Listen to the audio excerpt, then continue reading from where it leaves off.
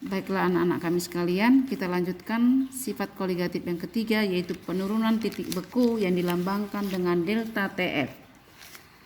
Ketika air mengalami proses pembekuan atau berubah fasa dari cair menjadi padat, partikel-partikel air akan saling mendekat satu sama lain, membentuk struktur yang reguler atau teratur.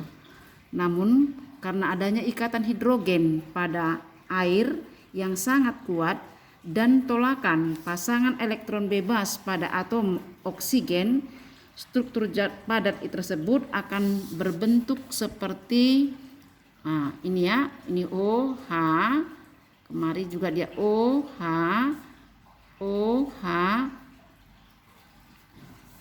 begitulah sampai dia secara teratur. Nah, dalam hal ini, inilah partikel air tadi. Jikalau ke dalam air ini masuk zat terlarut, ya, maka zat terlarut ini akan masuk mengisi ruang-ruang kosong yang ada pada partikel-partikel air ini.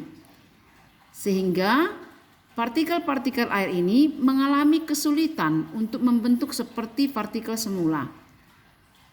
Dia membutuhkan suhu yang rendah untuk membentuk partikel yang seperti ini. Kita tahu TF air atau titik beku air itu sama dengan 0 derajat. Nah, akibat adanya zat terlarut, maka TF larutan nanti akan berada di bawah 0 derajat Celcius. Maka selisih 0 kemari itulah yang disebut nanti dengan delta TF. Nah, delta TF dapat kita rumuskan, berarti TF air dikurang TF larutan. Berdasarkan hukum Raoult, kita juga menggunakan delta TF sama dengan KF dikali M. Atau delta TF sama dengan KF dikali gram per MR kali 1000 per P. Kita masing-masing sudah tahu ya lambang-lambang untuk rumus dari hal ini. Nah, contoh soal penerapan daripada rumus ini, kita lihat, tentukanlah titik beku larutan 0,025 mol suatu senyawa dalam 250 gram air jika KF airnya 1,8 derajat Celcius. Nah, untuk mengerjakan soal selalu Ibu ingatkan, tulislah terlebih dahulu yang diketahui. Nah, di sini yang diketahui 0,025 mol dalam 250 gram air, berarti massa air 250 gram. Yang ditanya, tentukan titik beku larutan, berarti TF larutan sama dengan berapa. Nah, dalam hal ini kita pakai rumus apa? Ya, delta TF sama dengan TF air dikurang TF larutan. Maka TF larutan itu sama dengan, ini pindah ya, maka dia TF air dikuranglah dengan delta TF. Nah, kita carilah nilai delta TF. Delta TF tadi sama dengan KF dikali M.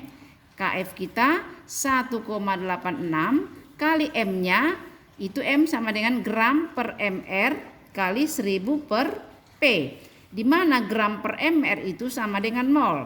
Maka 1,86 dikali mol yang diketahui, ya 0,025 dikali 1000 per pelarut kita adalah 250. Ini adalah 4. Maka kalau kita kalikan 1,86 kali 0,025 dikali 4 dapat nanti 0,186. Inilah delta TF. Nah, tapi TF larutan tadi TF air kurang delta TF. Maka 0 itu untuk TF air dikuranglah 0,186. Maka dia sebesar minus 0,186 derajat Celcius.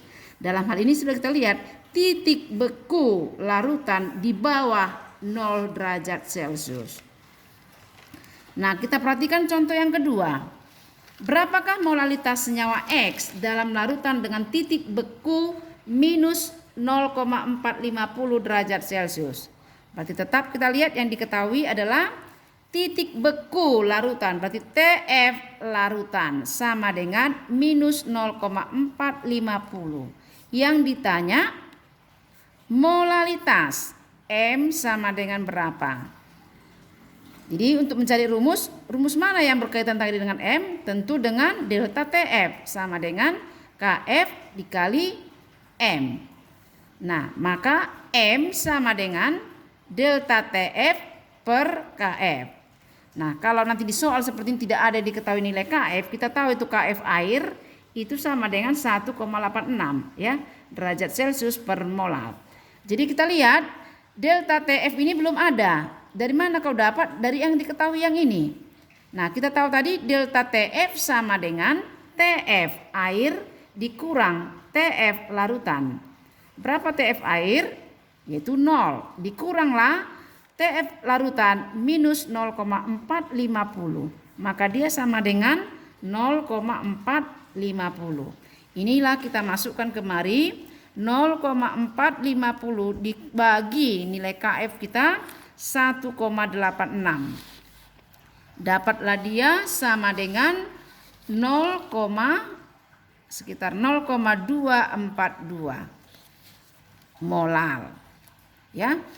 Nah, dari sini bagian B-nya dia bertanya, jika larutan ini dibuat dengan melarutkan 2,12 gram senyawa X, berarti diketahui massa zat X sama dengan 2,12 gram dalam massa air sama dengan 48,92 gram. Yang ditanya tentukan MR senyawa X, berarti ditanya MR-nya sama dengan berapa. Nah, untuk mencari MR berarti kita berhubungan hanya kepada molalitas. Molalitas sama dengan gram per MR dikali 1000 per P. Nah, tadi sudah kita dapat di sini molalitasnya adalah 0,242, maka 0,242 sama dengan gramnya 2,12 per MR yang ditanya dikalilah 1000 per P-nya adalah 48,92. Maka kalau kita jadikan perkalian silang, maka MR sama dengan 2,12 dikalilah 1000 per 0,242 dikali 48,92. Kalau kita cari di sini berarti MR-nya semua adalah sebesar 179. Jadi beginilah menghitung bagaimana bentuk-bentuk dalam titik beku larutan. Semoga Anda mengerti.